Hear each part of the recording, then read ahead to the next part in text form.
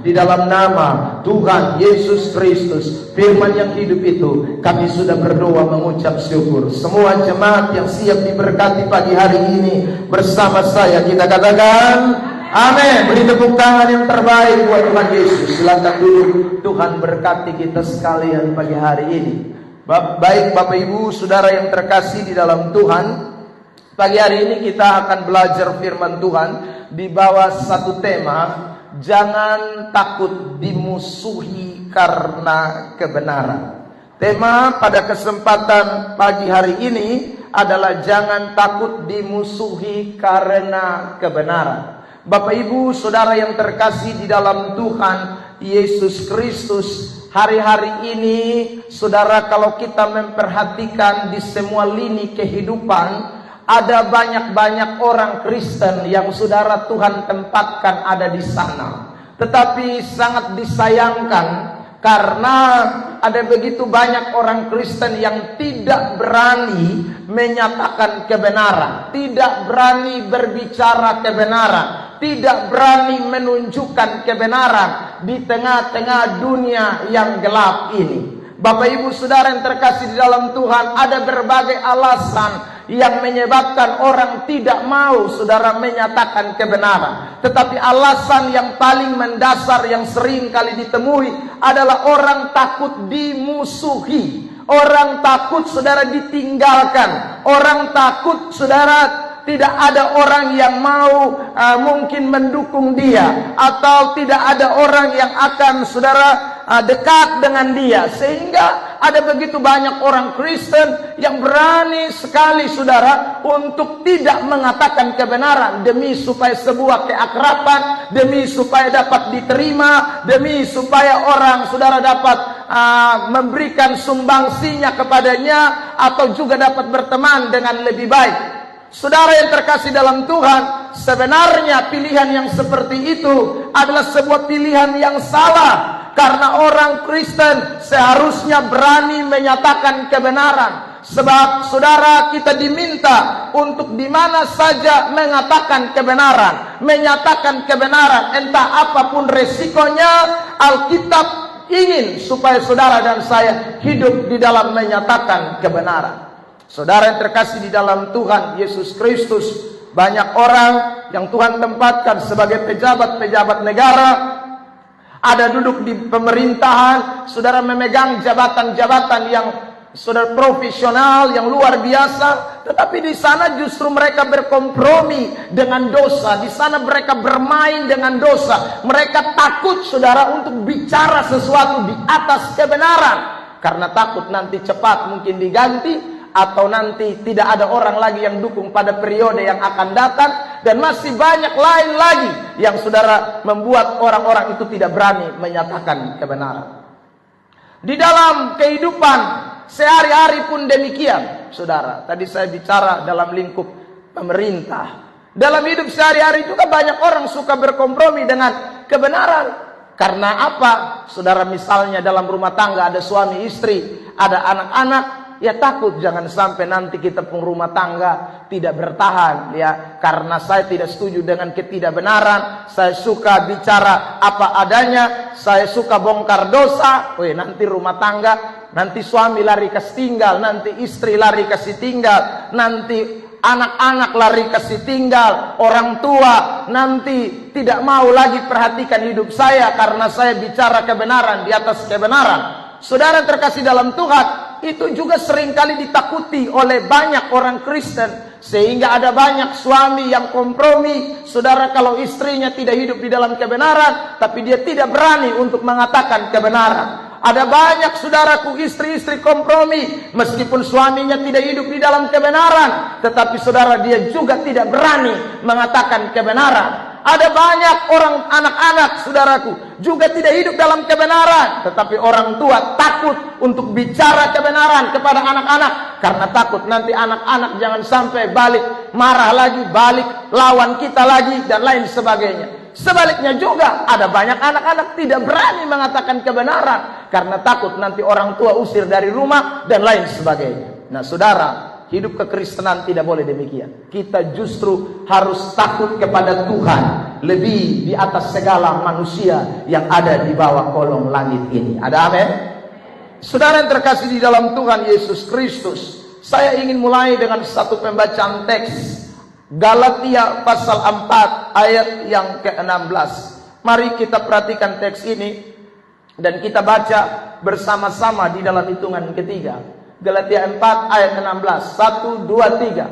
Apakah dengan mengatakan kebenaran kepadamu, aku telah menjadi musuh? Paulus bilang sama jemaat yang ada di Galatia, jemaat, apakah dengan saya mengatakan kebenaran kepadamu, saya ini Paulus telah menjadi musuhmu? Nah, saudara yang terkasih dalam Tuhan, Paulus berkata begini, karena tentu dia sudah mulai lihat ciri-ciri. Karena kalau saudara pelajari kitab Galatia, mulai dari pasal 1 sampai dengan pasal terakhir, saudara, itu Paulus bicara banyak sekali. Teguran-teguran yang nyata, teguran-teguran yang keras, bahkan bahasa-bahasa tanpa kompromi Paulus sampaikan. Misalnya Galatia pasal yang kelima, ayat yang ke-19 sampai ayat 21, Paulus bicara tentang perbuatan-perbuatan daging. Dia bilang, jangan kamu hidup dalam percabulan, jangan kamu hidup di dalam hawa nafsu, jangan kamu hidup di dalam kedengkian, jangan kamu hidup di dalam amarah, jangan kamu hidup di dalam pesta pora, jangan kamu hidup dalam kemabukan, kecemaran, penyembahan berhala, dan masih banyak lain lagi yang Paulus uraikan. Lalu di bagian terakhir dia katakan, siapa melakukan semuanya itu, dia katakan, mereka tidak akan mendapat bagian di dalam kerajaan Allah. Wah, ini saudara suatu pernyataan yang begitu tegas, yang begitu keras, yang tentu akan mengakibatkan seperti yang dikatakan Paulus dalam Galatia 4 ayat 16. Orang akan membenci, orang akan menjadi musuh, saudara, kepada Paulus karena dia menyatakan hal-hal yang demikian. Di bagian ayat Galatia 6, saudara, sudah dia mau tutup suratnya, dia bilang lagi, jangan sesat. Wih, ada kata itu lagi, itu kata yang cukup keras juga. Di dalam suratan Galatia pasal 1, Paulus sudah berani tegur Petrus di depan umum. Saudara, wah, ini memang surat yang betul-betul menimbulkan pertentangan di tengah-tengah jemaat Galatia. Makanya Paulus berkata, apakah dengan mengatakan kebenaran kepadamu, aku ini telah menjadi musuhmu? Saudara yang terkasih dalam Tuhan, padahal kebenaran ini Paulus sampaikan dengan bahasa aletheia dalam bahasa Yunani. Saudara, apa itu aletheia? Aletheia itu kebenaran yang dibuktikan dengan data-data yang jelas, kontras dengan dongeng. Jadi bukan kata-kata dongeng, bukan kata-kata tidak nyata, bukan tidak ada data, sehingga Paulus omong ngaur-ngaur, omong sembarang-sembarang, omong menghakimi, bukan. Tetapi ini data-datanya jelas, aletheia, kebenaran yang dibuktikan sungguh-sungguh. Jadi kalau Paulus omong seperti tadi saya bilang Galatia pasal yang kelima, ayat yang ke-19 itu, perbuatan daging telah nyata, lalu dia tutup dengan pernyataan, kalau siapa masih berbuat ini masuk neraka atau tidak mendapat bagian dalam kerajaan sorga, itu bukan menghakimi, tetapi itu data jelas di dalam Alkitab. Semua fakta di dalam Alkitab membuktikan itu. Kalau orang hidup dalam perbuatan daging, pasti neraka.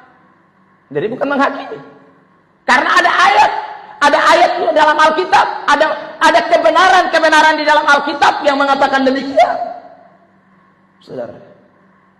Saudara yang terkasih di dalam Tuhan, jadi mengatakan kebenaran itu bukan sesuatu yang kita ada-adakan. Mengatakan kebenaran itu bukan tanpa data-data yang jelas. Saya selalu katakan kepada saudara, bahwa di gereja ini kita belajar bukan hanya sekedar omong dosa, tetapi kita tunjukkan semua ayat-ayat yang bicara tentang itu. Saudara yang terkasih di dalam Tuhan, ya, tidak ada satupun pernyataan di mimbar ini yang tanpa alasan data yang jelas. Tidak ada. Semuanya kita buktikan dengan fakta-fakta Alkitab. kita bicara dari konsep konteks yang benar, yaitu Alkitab kita, bukan dongeng-dongeng cerita. Saudara yang terkasih dalam Tuhan. Nah, karena itu orang seharusnya kalau mendengarkan kebenaran, saudara yang terkasih dalam Tuhan, dia justru harus tambah mencintai kebenaran. Ada amin? Bukan menjadi musuh dari kebenaran, saudara. Bukan justru melawan kebenaran. Saya rasa saudara yang terkasih dalam Tuhan, kita tanpa sadari iblis mulai memprovokasi cara berpikir kita. Iblis mulai, saudaraku, membuat saudara dan saya merasa tidak nyaman dengan setiap kebenaran-kebenaran. Mengapa demikian? Karena iblis tahu kalau saudara dengar firman, saudara mau taat kepada firman, saudara mau lakukan kebenaran, iblis tahu Anda diberkati, Anda menjadi orang yang luar biasa, Anda menjadi orang yang naik semakin naik, Anda menjadi orang yang saudaraku diperhatikan Tuhan, Anda menjadi ahli waris kerajaan Allah. Makanya setan tidak mau, dia mau saudara menentang kebenaran. Iblis mau supaya saudara tidak suka dengan kebenaran, tidak mencintai kebenaran, supaya hidupmu terpuruk, supaya kau tidak melihat keadaan baik. Itu yang setan mau. Amin. Saudara yang terkasih dalam Tuhan, makanya Paulus datang kepada jemaat di Galatia, dia omong, jangan sampai kamu mulai karena saya bilang menyatakan kebenaran-kebenaran ini, kamu jadikan musuh. Kamu hilang berkat. Kamu tidak akan melihat sesuatu yang baik. Loh, Alkitab mengatakan dengan jelas. Lihat Amsal 13 ayat 13. Perhatikan. Amsal 13 ayat 13. Tampilkan ya. Amsal 13 ayat 13.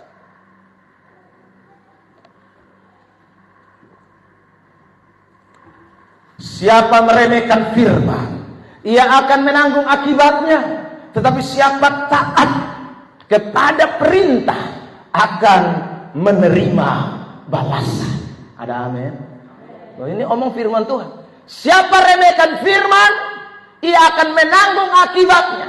Tapi siapa taat kepada perintah itu, tidak melawan itu perintah, akan menerima balasan. Ulangan 28 ayat 1 sampai 46. Nanti pulang saudara baca saja, itu ayat panjang lebar. Tapi dimulai dengan Ulangan 28 ayat 1 dan 2. Perhatikan saudara. Saudara yang terkasih, jika engkau baik-baik mendengarkan suara Tuhan Allahmu dan melakukannya dengan setia segala perintah yang kusampaikan kepadamu pada hari ini, maka Tuhan Allahmu akan mengangkat engkau di atas segala bangsa. Itu baru satu, saudara. Karena apa? Karena dengar firman baik, karena mau lakukan firman. Ayat itu bilang, dia akan mengangkat saudara dan saya. Dia akan mengangkat. Itu baru satu, belum 2, belum 3 sampai 46. Saudara baca saja itu rentetan. Saya tidak usah bahas satu persatu. Panjang sekali berkat yang Tuhan mau sediakan buat orang-orang yang menjadi sahabat kebenaran. Bagi orang-orang yang mau menerima dan mencintai kebenaran, yang tidak memusuhi kebenaran. Alkitab berikan pernyataan yang jelas. Ada berkat-berkat yang Tuhan nyatakan kepada saudara dan saya. Berkat itu, saudara terkasih dalam Tuhan, bukan datang dari dunia, tapi datang dari atas, yang diberikan kepada semua orang yang mencintai kebenaran. Beri tepuk tangan yang terbaik buat Tuhan Yesus. Tapi sebaliknya, kalau saudara menolak untuk mendengarkan 47 dari kitab Ulangan pasal 28, saudara akan melihat kutuk, hal-hal yang tidak menyenangkan, hal-hal yang jahat, hal-hal yang merugikan, hal-hal yang mendatangkan celaka. Tuhan akan timpakan kepada orang-orang yang meremehkan, yang menolak, yang tidak mau jadi sahabat kebenaran, tapi menjadi musuh kebenaran. 47 kakak. Ulangan 28. Segala kutuk itu akan datang ke atasmu, memburu engkau dan mencapai engkau sampai engkau punah, karena engkau tidak mendengar suara Tuhan Allahmu dan tidak berpegang pada perintah dan ketetapan yang diperintahkan kepada, punah. Saudara, yang ngomong siapa? Tuhan Allah. Saya hanya kutip saja.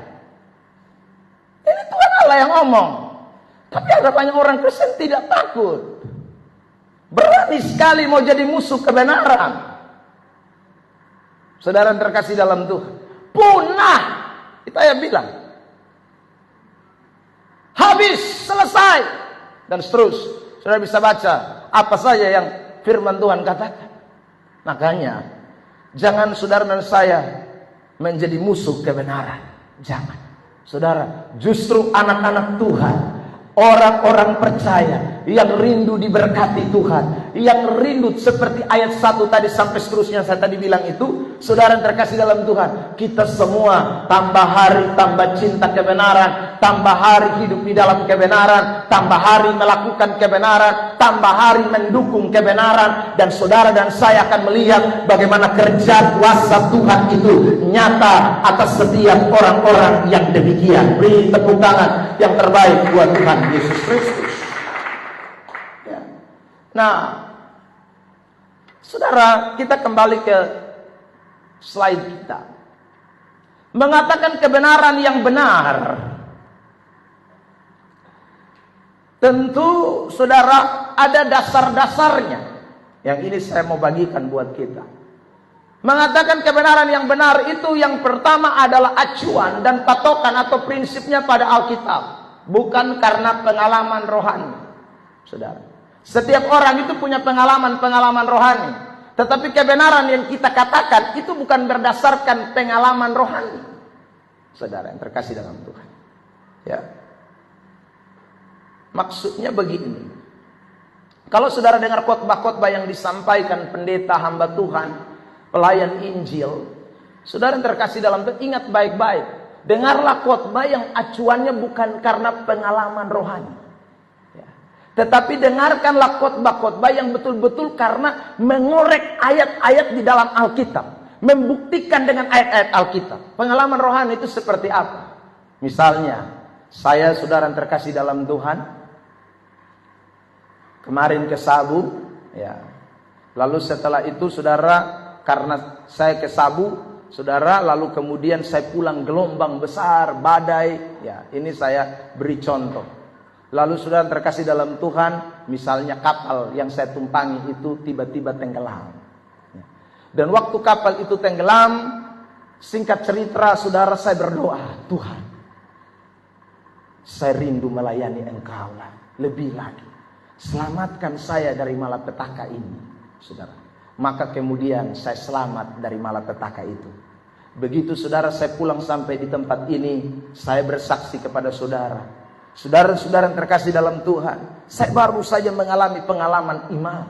Pengalaman imannya adalah saya selamat meskipun saudara kapal yang saya tumpangi itu sudah tenggelam.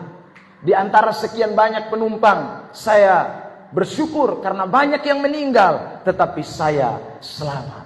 Saudara yang terkasih dalam Tuhan, lalu saya bicara atas pengalaman itu, saya berkata begini, saudara-saudara yang terkasih dalam Tuhan, karena itu, kalau kita melayani Tuhan dengan sungguh-sungguh, ya, kita melayani Tuhan dengan luar biasa, maka saudara yang terkasih dalam Tuhan, di tengah bahaya pun Tuhan akan selamatkan kita. Itu di satu sisi benar, tapi belum tentu sungguh-sungguh benar. Saudara. Kenapa? Bisa saja begini. Ini saya bicara bukan berarti nyata ya, saudara. Saya pergi ke Sabu, saudara terkasih dalam Tuhan. Tapi di balik saya pelayanan, saudara minta maaf, ya, saya bicara itu. Di balik saya pelayanan, ternyata saya juga simpan wanita lain, misalnya, saudara.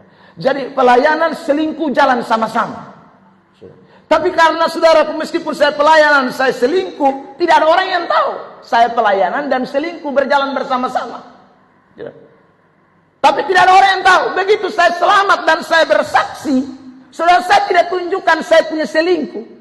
Saya cuma tunjukkan bahwa karena kita melayani Tuhan, maka Tuhan selamatkan kita dari bahaya maut.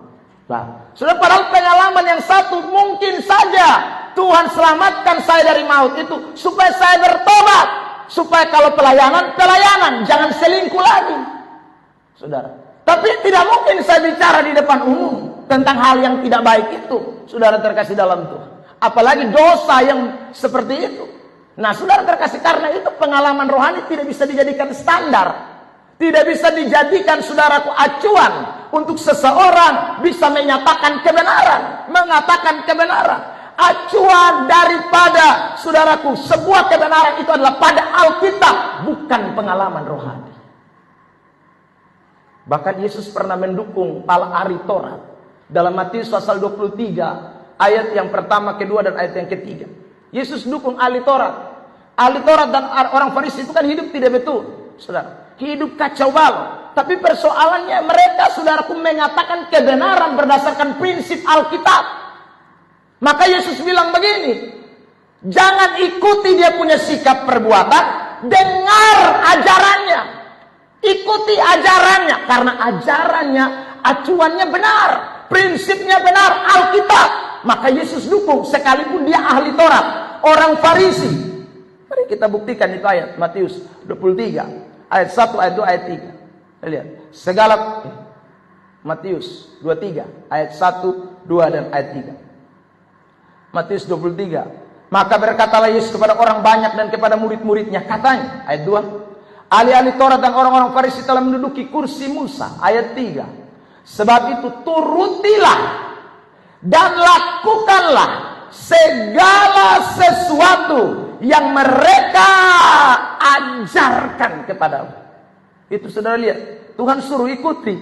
Tetapi jangan kamu turuti perbuatan mereka, karena mereka mengajarkannya tetapi tidak melakukannya.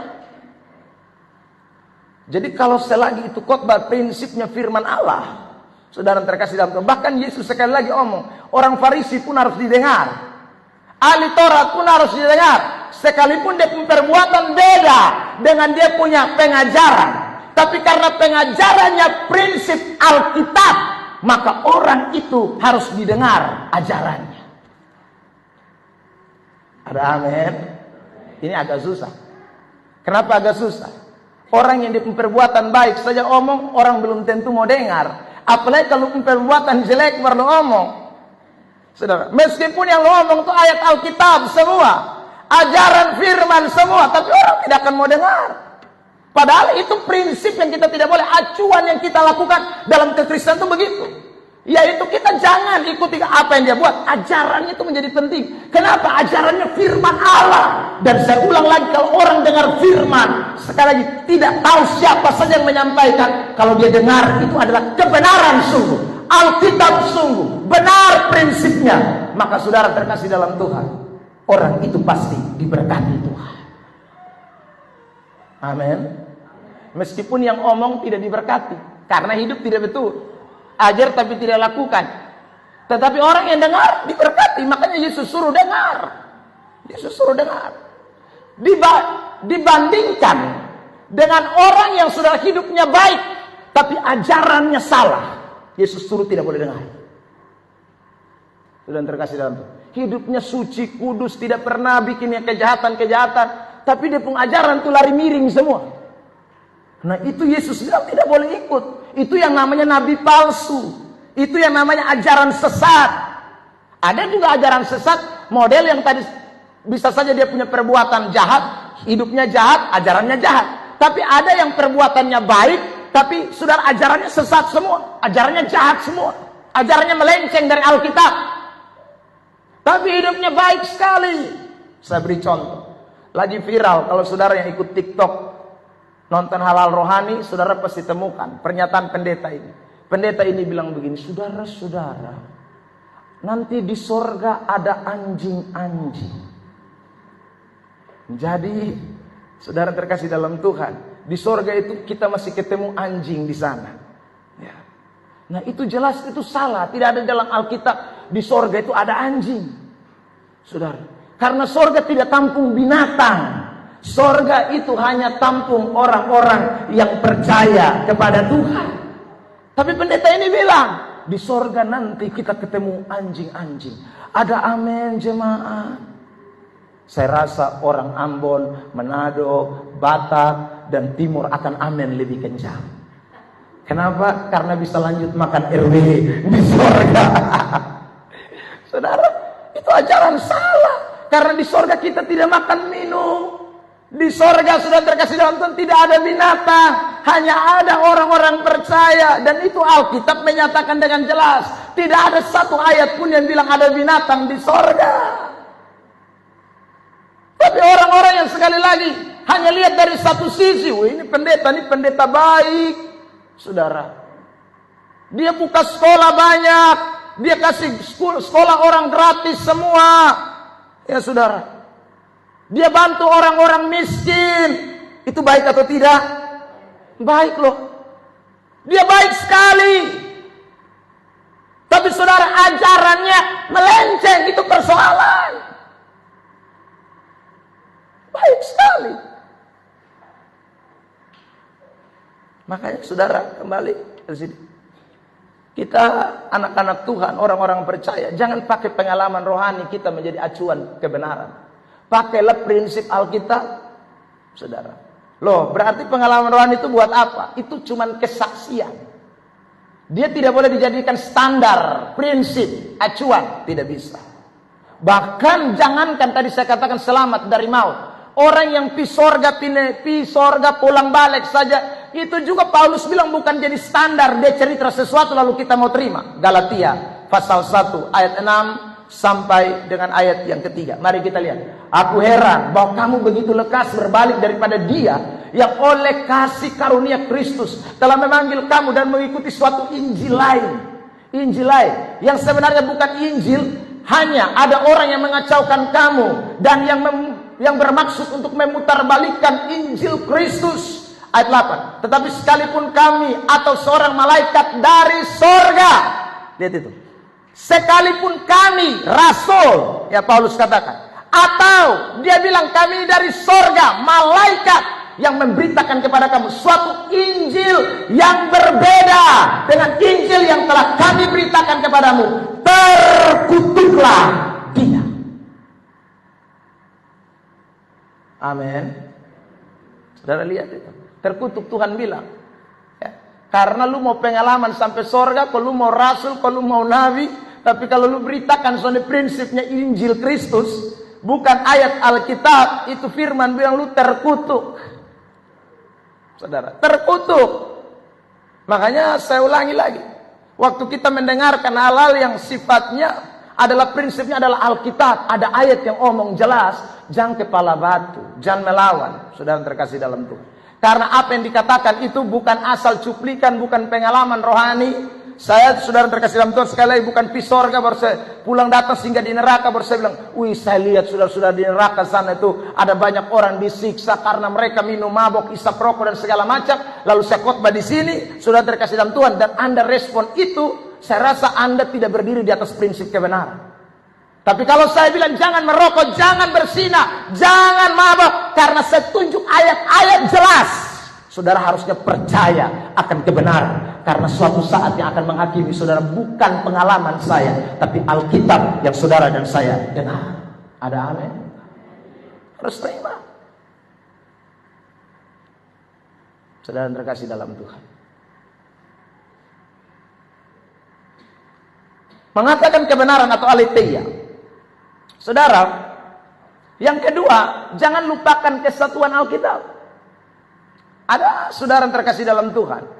Orang-orang yang mulai menafsirkan Alkitab hanya sebagian, lalu melupakan sebagian. Ya. Itu juga tidak benar. Dia khotbah dari Alkitab, tapi tidak seluruh Alkitab dia lihat. Tidak memperhatikan kesatuan dari Alkitab. Itu bukan menyatakan kebenaran. Orang menyatakan kebenaran itu dia memperhatikan seluruh bagian dari Alkitab. Contoh, ajaran yang lagi viral, saudara terkasih dalam Tuhan, yang mengatakan bahwa Yesus adalah utusan. Yesus bukan Allah. Yesus bukan Tuhan. Berdasarkan ayat Yohanes pasal 14 ayat 38. Tampilkan ayat itu. Yohanes 14 ayat 38. Jadi ada ayat, dia pakai ayat. Saudara, bukan tidak pakai ayat, pakai ayat. Tapi ini bukan ajaran kebenaran. Bukan kesatuan Alkitab. Ayat ini tidak boleh berdiri sendiri.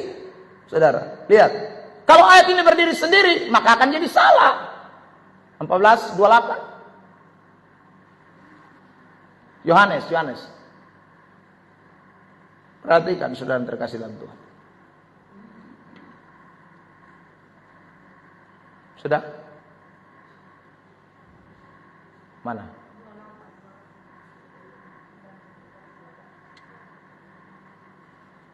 Kamu telah mendengar bahwa aku telah berkata kepadamu, aku pergi tetapi aku datang kembali. Yesus ngomong begitu kepadamu. Sekiranya kamu mengasihi aku, kamu tentu akan bersuka cita karena aku. Karena aku pergi kepada Bapakku. Sebab Bapakku lebih besar daripada aku. Oh, berarti Allah Bapa itu besar, Allah Anak itu kecil. Berarti Allah Roh Kudus tambah kecil lagi. Kenapa Allah Anak kecil? Ya, karena Bapa dikatakan lebih besar, saudara. Nah, ini bahaya ini, saudara. Berarti kita akan percaya, oh berarti Yesus itu Allah kecil. Ya, Allah Bapa itu adalah Allah yang lebih besar, saudara. Akhirnya derajat ketuhanan Yesus itu direndahkan karena satu ayat ini. Dia lupa ada banyak ayat yang mengatakan aku dan Bapa satu, aku dan Bapa sama. Saudara, ada ayat lain. Jadi kalau kita bicara Alkitab tidak boleh satu ayat lalu menggugurkan ayat yang lain. Itu akan memunculkan sebuah ajaran yang bertentangan dengan Alkitab. Saudara, itu yang tadi saya bilang, kebenaran itu dinyatakan berdasarkan seluruh bagian Alkitab. Makanya dalam saudara kanonisasi Alkitab, kekristenan tidak mempercayai saudara kitab-kitab yang lain seperti yang diajarkan oleh ajaran sebelah kita, saudara, yang mempercayai kitab-kitab yang lain. Saudara yang terkasih dalam Tuhan, ada banyak orang juga suka mengkaitkan apa yang di dalam Alkitab dengan apa yang ada di dalam Al-Quran, kitab orang lain. Itu juga sebenarnya tidak bisa. Kenapa? Karena bisa saja saudara, ada ayat-ayat yang kelihatannya sama di Alkitab dengan di kitab orang lain itu, tetapi punya maksud yang berbeda. Contoh, kita bersyukur karena pemerintah sudah mengubah kalender seluruhnya, sehingga perayaan hari Natal itu namanya bukan kelahiran Isa Al-Masih, tapi kelahiran Yesus Kristus. Saudara, kematian itu bukan lagi kematian Isa Al-Masih, tetapi kematian Yesus Kristus. Mengapa demikian? Karena Isa Al-Masih ternyata berbeda dengan Yesus Kristus dalam ajarannya mereka.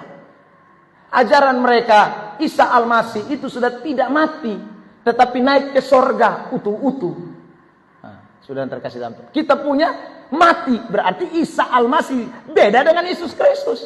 Karena Yesus Kristus disalibkan, mati, dikuburkan. Isa tidak. Tapi berapa banyak kita sudah terpengaruh dengan itu ajaran, saudara. Isa Al-Masih tidak bangkit, Yesus bangkit dari kematian. Makanya pemerintah sadar, oh berarti beda ini ternyata. Isa Al-Masih mamanya namanya Maria. Yesus Kristus mamanya nama Yesus Kristus Maria. Maryam dengan Maria beda. Karena menurut saudara Al-Quran punya Maryam itu adalah saudara Harun. Yesus Kristus punya mama bukan saudara Harun. Makanya saudara terkasih dalam Tuhan, Alkitab kita itu memiliki satu kesatuan. Ya, jangankan bandingkan yang orang lain punya, dan kita punya sendiri. Kita mesti pahami setiap bagian-bagian kebenaran di dalam kitab suci ini, sehingga kita tidak artinya multitafsir, muncul berbagai pandangan seperti yang hari-hari ini muncul. Orang Kristen bukan sedikit, ratusan orang, ribuan orang sudah dipengaruhi dengan ajaran sekte yang mengatakan bahwa Bapa lebih besar, Yesus lebih kecil. Saudara, padahal ayat ini tidak berbicara tentang kealahan, tetapi ayat ini sudah terkasih dalam Tuhan sedang berbicara tentang posisi. Itu beda dengan kealahan. Kealahan itu status. Kealahan itu bukan status. Kealahan itu adalah suatu esensi, sesuatu yang natur, hakikat namanya. Sama seperti saya dengan Bapak Mamba, saudara. Saya punya posisi sebagai gembala, saudara jemaat. Ya. Tetapi secara natur semua kita manusia. Tidak ada Ebenezer manusia lebih tinggi. Tidak ada. Lalu saudara manusia lebih rendah. Secara saudara hakikat kita sama manusia. Gubernur secara hakikat dengan kita sama manusia. Posisi beda. Dia adalah gubernur, kita rakyat. Itu posisi. Nah, demikian juga dengan Bapa dan Kristus. Bapa secara posisi di atas. Kedudukannya lebih besar. Yesus utusan. Itu kedudukan, bukan keilahian. Hakikat tetap Allah. Karena Allah tidak bisa berubah. Allah tidak bisa berhenti jadi Allah. Allah tidak bisa setengah jadi Allah. Tidak bisa. Allah itu tetap Allah. Selama-lamanya Allah. Dan karena itu Yesus Kristus adalah Allah 100%. Bukan 30, bukan 90, bukan setengah persen. Dia 100% adalah Allah. Amin. Nah, saudara terkasih dalam Tuhan. Kalau tidak maka akan bertentangan banyak ayat. Oh berarti Yesus bisa, Allah itu bisa berubah. Waktu dia jadi manusia ya dia jadi manusia, dia tidak jadi Allah. Tidak bisa. Saudara, Allah itu tidak bisa berubah. Kalau ada Allah yang bisa berubah itu bukan jadi Allah. Manusia juga tidak bisa berubah. Sampai mati kita tetap manusia. Saudara, itu hakikat. Yang namanya hakikat tidak pernah bisa berubah. Nah, ini saudara kita tidak boleh lupakan. Dan masih banyak lagi ayat-ayat lain yang seringkali dicomot atau dicabut lalu kemudian ditafsirkan untuk menjadi sebuah acuan, dasar prinsip dalam sebuah pemahaman. Itu salah. Saudara terkasih dalam Tuhan. Karena itu jangan lupakan kesatuan Alkitab. Ya. Yang berikut, saudara. Ya, saya contohkan ini 2 Petrus 1 ayat 17. Kami menyaksikan bagaimana ia menerima kehormatan dan kemuliaan dari Allah Bapa. Ketika datang kepadanya suara yang dari Maha Mulia. Yang mengatakan inilah anak yang kukasihi, kepadanya lah aku berkenan. Saudara lihat ayat 18. Suara itu kami dengar datang dari sorga. Ketika kami bersama-sama dengan dia di atas gunung yang kudus. Petrus dengar itu suara. Tetapi saudara lihat lanjut ayat yang ke-19. Dengan demikian kami makin diteguhkan oleh firman yang telah disampaikan oleh para nabi. Jadi suara yang tadi dikatakan itu ternyata sudah ada di dalam firman. Inilah anak yang kukasihi, kepadanya aku berkenan. Jadi waktu mereka dengar itu suara, semakin mereka diteguhkan oleh apa yang dikatakan oleh para nabi. Itu berarti pernyataan itu tidak subjektif. Saudara terkasih dalam Tuhan. Ya. Ini betul-betul sesuatu yang memang sudah ada prinsip. Sehingga Petrus cuma mengulangi saja. Petrus cuma menyampaikan. Ini diteguhkan oleh apa yang disampaikan oleh para nabi. Kisah Rasul pasal 2. Waktu Petrus berkhotbah juga. Petrus tidak bicara di luar konteks Alkitab. Meskipun zaman sudah berubah. Saudara. Tapi dia ingat nubuatan Nabi Yoel. Pasal 2. Jadi dia bilang ini yang terjadi ini bukan karang-karangan. Ini penggenapan firman dalam kitab Nabi Yoel. Dan masih banyak lain lagi yang kita temukan di dalam Alkitab. Jadi Alkitab itu merupakan satu kesatuan yang utuh. Mengapa kita harus menyatakan kebenaran? Saudara, kebenaran itu dinyatakan bukan pakai prinsip lama. Tapi pakai prinsip yang baru. Karena kita ini saudara berbeda zaman. Ya, kita sudah hidup di zaman di mana firman Tuhan dinyatakan. Karena kita hidup di zaman firman Tuhan dinyatakan, maka prinsip-prinsip lama tidak boleh menjadi acuan dari sebuah kebenaran. Saudara lihat, misalnya begini. Saya tadi malam mimpi. Saudara. Mimpi saya itu Tuhan bawa saya, saudara. Ini contoh. Tuhan bawa saya ke satu tempat. Lalu saudara di tempat itu Tuhan bicara kepada saya begini, Ebenezer, tolong pulang dan sampaikan kepada jemaat bahwa ini hari tanggal berapa ya? 16. Hah?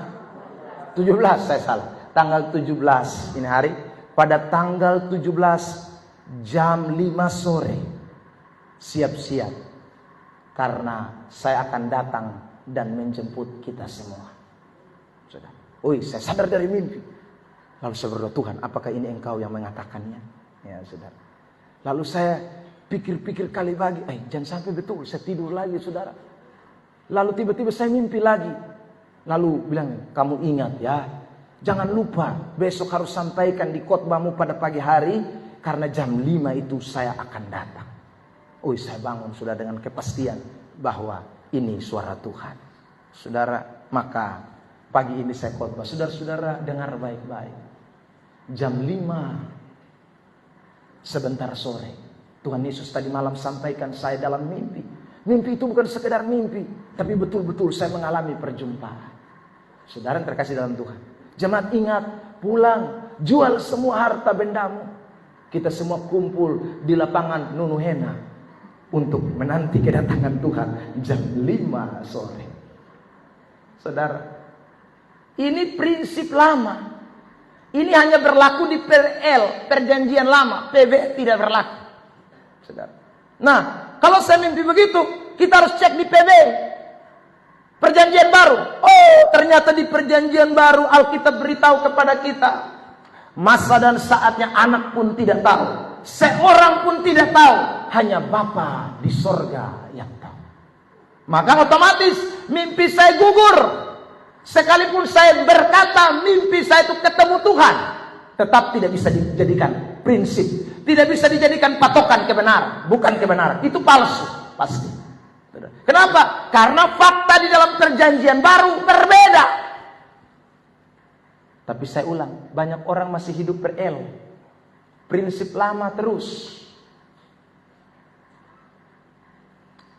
Pergi hamba Tuhan, tolong doa dulu. Kenapa? Ya. Soalnya nih, beta pun usaha nih sekarang nih mulai hancur. Sudah terkasih dalam Tuhan.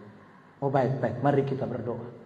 Ini hamba Tuhan coba berdoa pakai prinsip Alkitab baru baik. Ini dia pakai prinsip lama. Mari kita tanya Tuhan.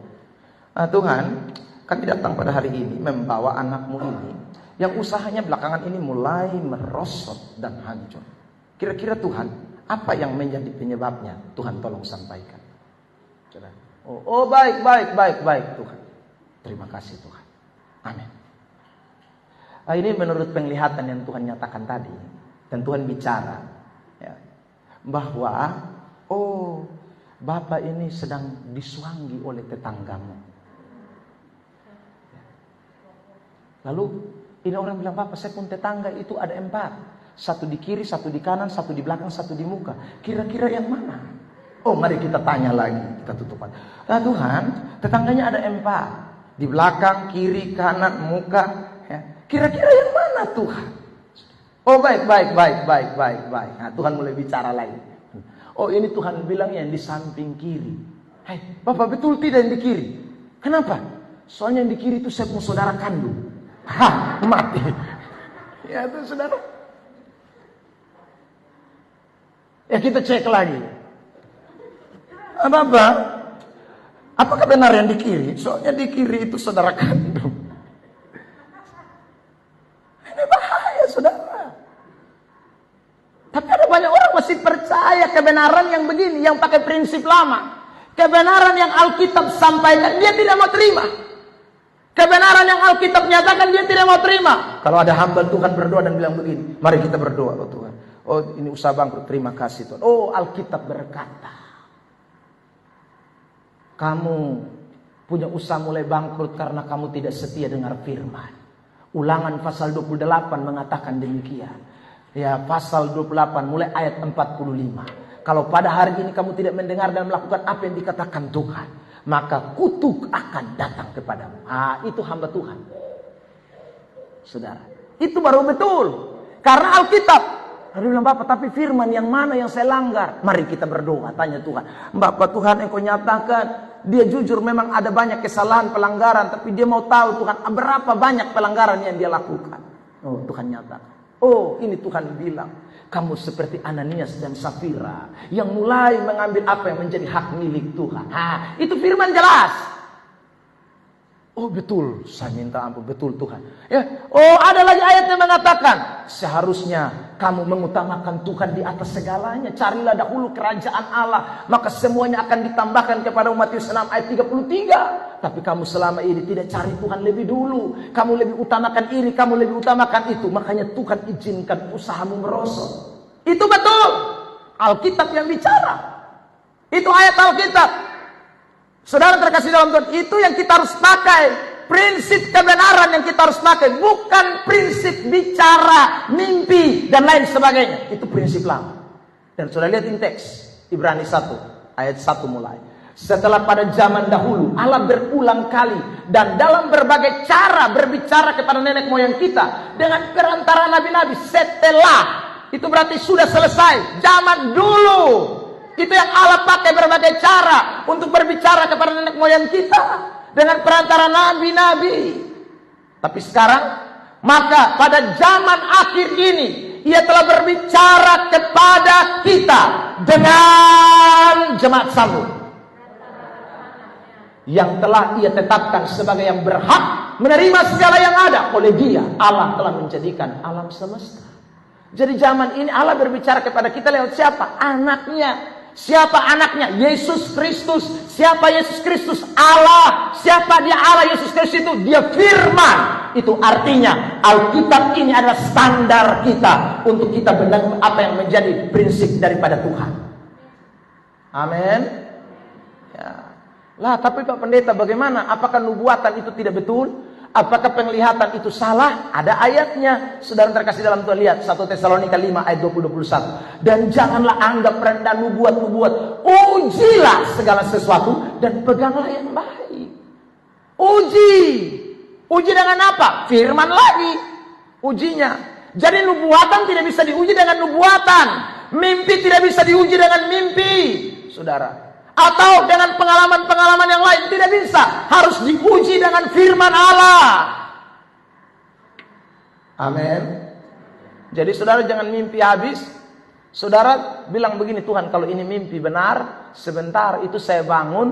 Begitu buka pintu, langsung Pak Pendeta datang. Nah itu kalau Pak Pendeta datang, berarti itu mimpi betul. Nah kebetulan saya juga kepengen ke rumahmu. Saudara terkasih dalam Tuhan. Begitu kamu bangun dari mimpi, saya datang. Ya saudara, betul saya pun doa Tuhan jawab ya. Saya pas bertanya kepada Tuhan, Tuhan bilang mimpi itu benar. Karena Pak Pendeta sudah datang. Itu bukan uji seperti itu. Uji yang benar adalah pakai Alkitab. Entah siapapun saudaraku yang terkasih dalam Tuhan. Prinsipnya adalah pakai prinsip kebenaran.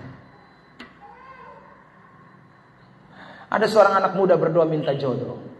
Saudara. Dia doa lalu Tuhan bilang begini.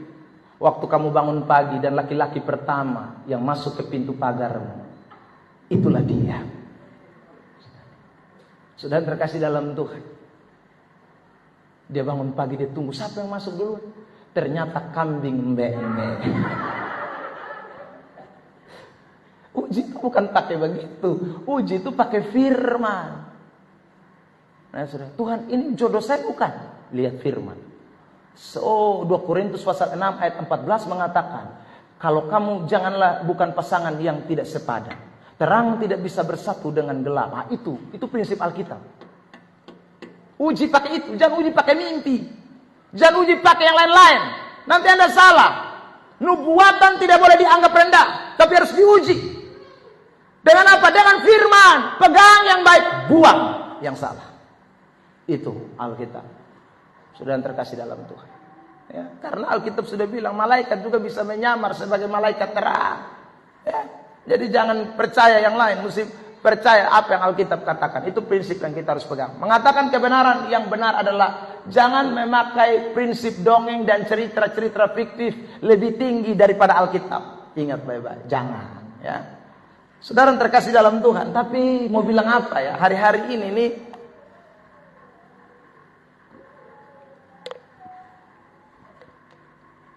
Yang laku laris di dunia kekristenan itu kalau ada dongeng dan cerita-cerita yang laku laris. Saudara. Tapi yang menonjolkan ajaran-ajaran kitab suci itu seringkali tidak laku. Ya. Orang tidak suka Makanya saudara dengar baik-baik. Pendeta-pendeta yang lucu-lucu tuh gampang ngetop. Dibandingkan pendeta yang ngomong ayat Alkitab. Oh, itu susah sekali. Orang tidak suka. KKR mereka tidak banyak orang. Ya saudara. Kalau tahu ada orang-orang yang mau datang, itu orang yang cinta kebenaran. Tapi coba, saudara, yang dongeng, cerita, yang banyak-banyak lucu-lucu, saudara terkasih dalam Tuhan, itu tuh manusia paling tapoan, orang paling suka. Tapi yang ajaran-ajaran susah. Dan ini bukan baru, dari dulu kala, saudara. Makanya Paulus pernah nasihat begini kepada Timotius, 1 Timotius 4 ayat 6. Dengan selalu mengingatkan hal-hal itu kepada saudara-saudara kita, engkau akan menjadi seorang pelayan Kristus yang baik, terdiri dalam soal-soal pokok iman, dan dalam ajaran sehat yang telah kau ikuti selama ini. Paulus bilang kepada Timotius. Next, ayat 7. Tetapi jauhilah tahyul dan dongeng nenek-nenek tua. Latihlah dirimu beribadah. Jauhi itu tahyul. Dongeng nenek-nenek tua dikaitkan dengan ajaran sehat. Ya. Dikaitkan dengan soal-soal pokok iman. Saudara yang terkasih dalam Tuhan. Lihat lagi ini Paulus katakan di pasal 2 Timotius 4. Karena akan datang waktunya orang tidak dapat lagi menerima ajaran sehat. Tetapi mereka akan mengumpulkan guru-guru menurut kehendaknya. Untuk memuaskan keinginan telinganya. Orang tidak lagi mau terima ajaran sehat. Dong cuma mau kumpul guru-guru menurut kehendaknya untuk memuaskan keinginan telinganya. Saudara yang terkasih dalam Tuhan. Pro kontra hari-hari ini terjadi dengan semua pengkhotbah. Ya. Orang ada yang mau, jangan undang dia. Karena dia kalau undang dia tuh dia omong ayat terus. Nanti dia omong singgung dosa. Jangan. Ya. Omong kita undang yang ini supaya, dia kalau khotbah terlalu segar, lucu. Ya, cerita banyak, ini dulu. Saudara. Orang kadang-kadang hanya mementingkan hal-hal yang memuaskan telinga, tapi dia tidak mementingkan hal-hal yang memuaskan kerohaniannya. Dia tidak mementingkan soal makanan rohani. Itu bukan makanan jasmani, firman Allah. Kalau stand up komedi itu makanan jasmani. Saudara, kalau Anda nonton itu siapa lagi? Ya, yang suka humor-humor Sule, itu tuh makanan jasmani. Makanya saudara terkasih dalam Tuhan Yesus Kristus, orang dengar telinganya puas. Semakin lucu, semakin enak. Semakin lucu, semakin luar biasa. Tapi firman Allah bukan untuk keinginan telinga kita, tetapi untuk kebutuhan rohani kita. Baik untuk hari ini, bahkan masa yang akan datang. Makanya Yesus bilang, kalau kamu makan roti yang dari dunia ini kamu akan lapar lagi. Tapi kalau kamu makan roti yang kuberikan kepadamu, kamu tidak akan lapar untuk selama-lamanya. Ini prinsip yang kita tidak boleh lupakan, saudara. Karena itu, kalau saudara dengar-dengar khotbah, pasang telinga baik-baik. Jangan yang memuaskan telinga, yang pas betapun telinga, jangan. Yang pas dan kita rohani itu yang penting. Kalau pas dan telinga banyak yang tidak pas. Saudara yang terkasih dalam Tuhan. Tapi kita mau yang pas dengan kita punya kerohanian. Dan itu hanyalah firman Allah. Itu Alkitab. Bukan cerita-cerita. Bukan dongeng-dongeng. Bukan hal-hal yang sifatnya melucu-lucu. Bukan. Itu cuma selingan. Yang namanya selingan itu tambahan. Ya. Saudara yang terkasih dalam Tuhan. Supaya kita jangan terlalu mungkin tegang, agak bisa rileks, ya sedikit kayak kasih humor lah bumbunya. Tapi itu bukannya mengenyangkan saudara, itu tidak ada guna. Itu hanya ibarat aksesoris yang ditambahkan, tidak pakai juga tidak jadi masalah. Esensinya adalah kebenaran. Nah, itu tidak boleh lupa. Tapi banyak orang sudah merubah, yang esensi dibuang, yang palsu dijadikan asli, yang saudaraku sesuatu yang bukan penting, aksesoris dijadikan yang utama. Itu bahaya sekali. Hidup kekristenan kita tidak akan bertumbuh. Sampai kapanpun kita begitu-begitu saja. Sampai kapanpun sudah terkasih dalam Tuhan, rohani kita tidak berubah. Karena yang bisa membuat kita berubahnya firman. Next. Saudara yang terkasih dalam Tuhan. Lanjut. Sana bisa nih, gitu. Ya. Ayat itu bilang, mereka akan memalingkan telinganya dari kebenaran dan membukanya bagi dongeng. Kebenaran dong tidak mau dengar lagi. Hanya dongeng belaka yang akan didengar. Selanjutnya, mengatakan kebenaran yang benar itu adalah harus lebih cinta kebenaran dibandingkan mujizat. Saudara kalau tidak cinta kebenaran, saudara lebih cinta mujizat, setan bisa tipu. Ya. Kebenaran itu tidak harus dilandasi dengan mujizat. Saudara, kebenaran itu tidak harus dilandasi dengan perbuatan-perbuatan ajaib, tidak harus. Kalau Tuhan mau bisa, tapi tidak harus. Kita harus lebih cinta kebenaran dibandingkan mujizat. Ada orang lakukan kebenaran tapi mujizat tidak terjadi. Banyak di dalam Alkitab, Lazarus itu miskin sampai mati. Makan dari rema-rema roti, tidak diberkati sama sekali, uang tidak ada, sakit tidak sembuh, borok penuh tubuh sampai mati. Tapi apakah dia tidak lakukan kebenaran? Kalau dia tidak lakukan kebenaran, tidak mungkin dia ada di pangkuan Bapak Abraham. Dia lakukan kebenaran, tapi mujizat dia tidak alami. Jemaat Smyrna dalam kitab Wahyu pasal 2, mereka hidup dalam kebenaran, tapi penderitaan tidak tahu kunjung habis.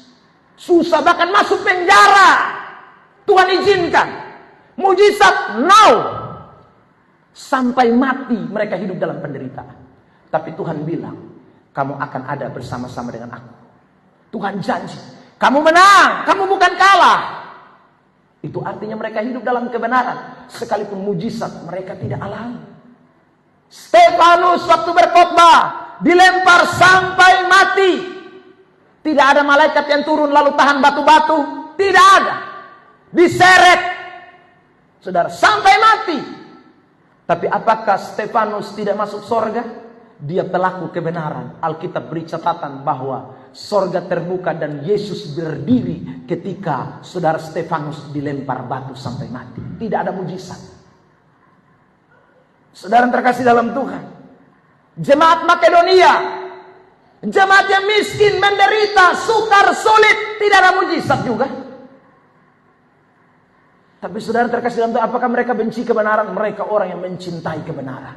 Rasul Paulus mengatakan dengan tegas dalam kitab 2 Korintus pasal 8, mereka kaya dalam segala hal, kaya dalam iman, kaya dalam perkataan, kaya dalam pengetahuan, kaya dalam hikmat, sekalipun mereka miskin secara jasmani. Saudara ingat, kebenaran kita nyatakan bukan berdasarkan mujizat, tapi kebenaran di atas mujizat itu. Ada amin? Karena setan bisa bikin mujizat. Sudah lihat ini 2 Tesalonika 2 ayat 9. Kedatangan si penuraka itu adalah pekerjaan iblis, dan akan disertai rupa-rupa perbuatan ajaib, tanda-tanda dan mujizat-mujizat palsu. Ayat 10. Dengan rupa-rupa tipu daya jahat terhadap orang-orang yang harus binasa, karena mereka tidak mengasihi dan menerima kebenaran yang dapat menyelamatkan mereka. Sudah lihat, jadi setan itu bisa bikin tipu-tipu daya, rupa-rupa perbuatan ajaib, kelihatannya dari Tuhan, tapi sesungguhnya bukan dari Tuhan. Nah, jangan percaya dengan itu. Makanya kebenaran di atas mujizat. Terimalah firman, meskipun mujizat tidak terjadi, terima. Ini kebenaran nih. Dia khotbah tapi kita tidak alami mujizat. Karena terima. Saudara terkasih dalam, dia doa buat saya, tapi tidak alami mujizat. Terima kebenarannya. Karena kebenaran di atas mujizat. Kalau Tuhan mau buat mujizat, tidak ada orang bisa tahan. Mujizat pasti akan terjadi. Ada amin. Jadi menyatakan kebenaran secara terang-terangan dengan data Alkitab yang jelas, pasti banyak musuh. Karena lu omong kebenaran tidak ada mujizat. Lu omong kebenaran tetapi sekali lagi dongeng cerita kau abaikan. Kau omong kebenaran tetapi sekali lagi kau tidak mau pakai prinsip-prinsip lain. Hanya Alkitab seutuhnya yang menjadi dasar. Saudara terkasih, kita omong kebenaran, lalu kita menjadikan kebenaran satu-satunya esensi dan sudah prinsip dibandingkan karunia-karunia, penglihatan, pengalaman rohani. Wah, orang pasti tidak senang. Ini akan menjadi musuh dari kebenaran, seperti yang Paulus katakan dalam Galatia 4 ayat yang ke-16 tadi. Resikonya kita harus terima. Itu resikonya. Saudara terkasih dalam Tuhan, Resikonya kita harus terima. Sebentar lagi akan ada KKR 3 hari di Kota Kupang. Salah satu pengkhotbah itu menjadi kontroversi. Orang tidak suka. Padahal ini pengkhotbah yang bicara kebenaran, yang seharusnya orang terima, tapi orang tidak mau. Pro kontra terjadi. Sudah. Sebagian bilang tidak, dia harus berdiri dan bicara kebenaran. Yang lain bilang tidak bisa. Dia ini itu, alasan banyak. Sudah. Tapi memang Tuhan masih izinkan, itu tidak ada yang bisa tahan. Banyak orang musuh. Sudah. Tapi kalau Tuhan masih izinkan, tidak ada yang bisa tahan.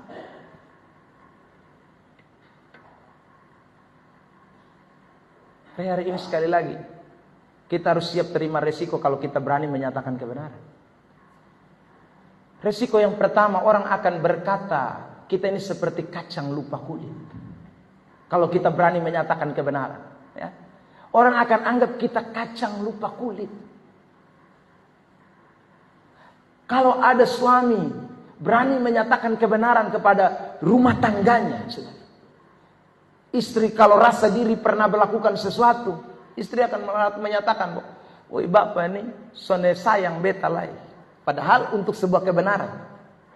Kalau sedang terkasih dalam Tuhan, seorang istri berani menyatakan kebenaran, maka suami kadang-kadang berpikir bahwa ini istri kacang lupa kulit. Saya belis dia orang tua semua, dia adik-adik semua saya sekolahkan. Tapi giliran sekarang dia balik setir, seolah-olah mengajari saya, menghakimi saya. Padahal mungkin suaminya bicara kebenaran. Saudara. Kalau itu di tengah-tengah saudara kita, tetangga, kenalan, orang akan bilang, lu memang kurang ajar, saudara tidak tahu diri. Ya, saudara. Sudah terkasih nama. Karena kita tidak mau kompromi dengan dosa. Orang akan anggap kita kacang lupa kulit. Jemaat di Galatia melakukan itu kepada Paulus. Mereka ini bukan jemaat main-main. Mereka jemaat yang korban habis-habisan terhadap Paulus. Mari kita lihat. Tapi setelah Paulus ngomong kebenaran, mereka jengkel dengan Paulus. Aku minta kepadamu saudara-saudara, jadilah sama seperti aku. Sebab aku pun telah menjadi sama seperti kamu. Belum pernah ku alami sesuatu yang tidak baik daripadamu. Ini jemaat baik sekali berarti. Tidak pernah Paulus alami sesuatu yang tidak baik dari jemaat Galatia. Lihat ayat 13. Kamu tahu bahwa aku pertama kali telah memberitakan Injil kepadamu oleh karena aku sakit pada tubuhku. Waktu itu Paulus pergi ke Galatia, Paulus sakit. Tapi apa yang dilakukan jemaat ini? Sungguh pun demikian keadaan tubuhku itu, yang merupakan pencobaan bagi kamu. Namun kamu tidak menganggapnya sebagai sesuatu yang hina dan menjijikan. Mereka terima Paulus apa adanya meski lagi sakit-sakit parah. Tetapi kamu telah menyambut aku sama seperti menyambut seorang malaikat Allah. Ini jemaat terlalu baik sekali. Malahan sama seperti menyambut Kristus Yesus sendiri. Ini jemaat Galatia nih. Tapi Paulus sudah lihat, dia tidak mau tahu. Meskipun ini jemaat, sambut dia ke Tuhan Allah. Hormati dia, minta ampun. Rawat dia ketika dia sakit. Tidak lakukan yang tidak baik buat dia. Tapi dosa is dosa. Ketidakbenaran, Paulus tidak bisa tidak bicara. Saudara terkasih dalam Tuhan, yang namanya firman Tuhan, Paulus tidak bisa kompromi. Sekalipun saya ulang, ini jemaat terlalu baik.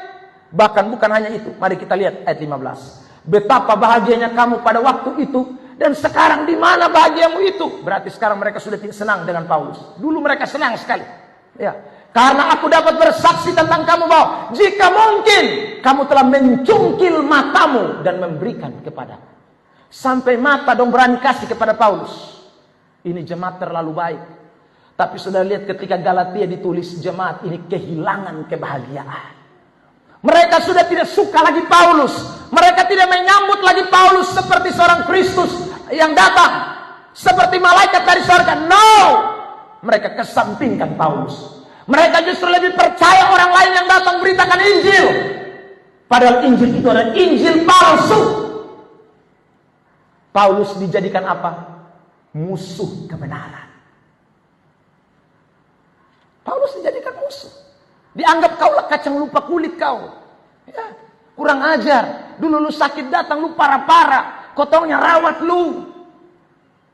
Lu lupa, waktu kotong rawat itu kotong pakai doi itu, doi moke juga. Tapi lu sumakan. Nah, mungkin begitu toh saudara. Hai, itu doi hasil KP. Itu yang lu sumakan. Tapi persoalan dulu kan Paulus belum tahu. Setelah Paulus di Galatia, Paulus lihat-lihat, wih ternyata ini jemaat parah nih mah. Dong mabok sana, dong main laru, dong minum judi, minum laru, mereka main judi, mereka pesta pora, mereka bersina. Wih, Paulus tidak bisa diam. Sekalipun mereka baik menyambut Paulus. Makanya mereka anggap Paulus ini kacang lupa kulit ini. Terus terima dia lagi. Ini hamba Tuhan kurang ajar ini. Hari ini saya mau sampaikan kepada saudara, jangan jadi Kristen yang begini ya. Kalau saudara jadi jemaat Galatia yang begini, ini berat nanti. Saudara, firman tidak akan bertumbuh dalam kitab hidup. Kebaikan apapun yang saudara lakukan terhadap orang yang mungkin mengatakan kebenaran kepada saudara, entah suami, istri, tetangga, jangan pernah benci dia. Jangan pernah saudara bilang ini satu kacang lupa kulit dan lain sebagainya. Jangan, saudara. Tetap ingat kebahagiaanmu yang semula itu.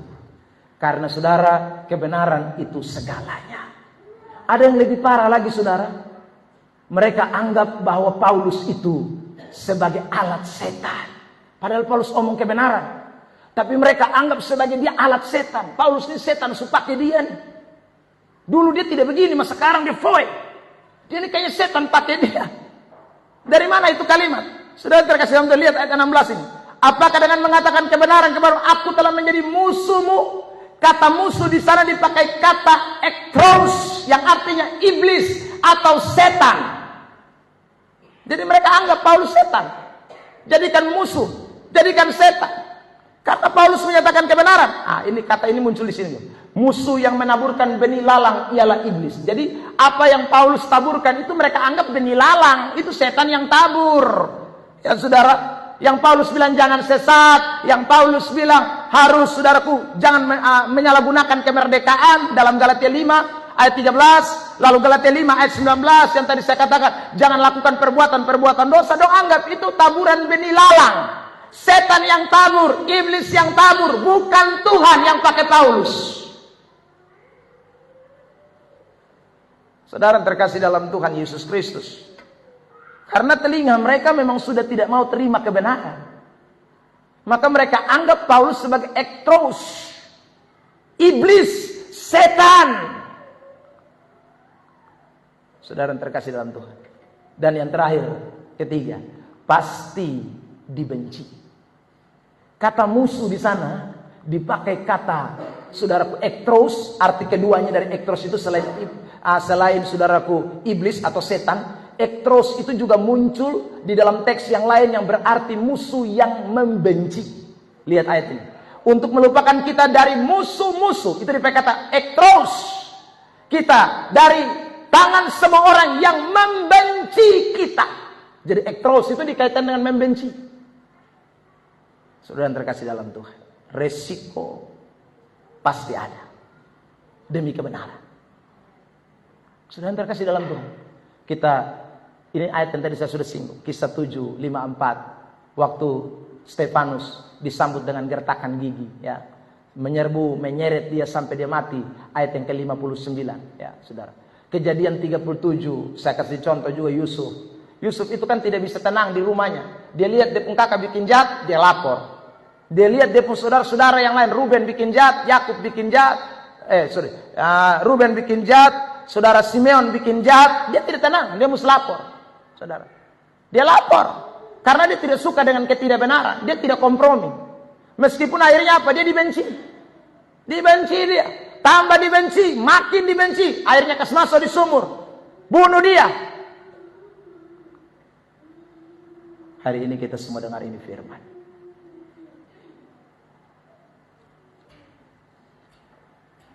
Saya percaya Tuhan punya kerinduan buat kita sekalian.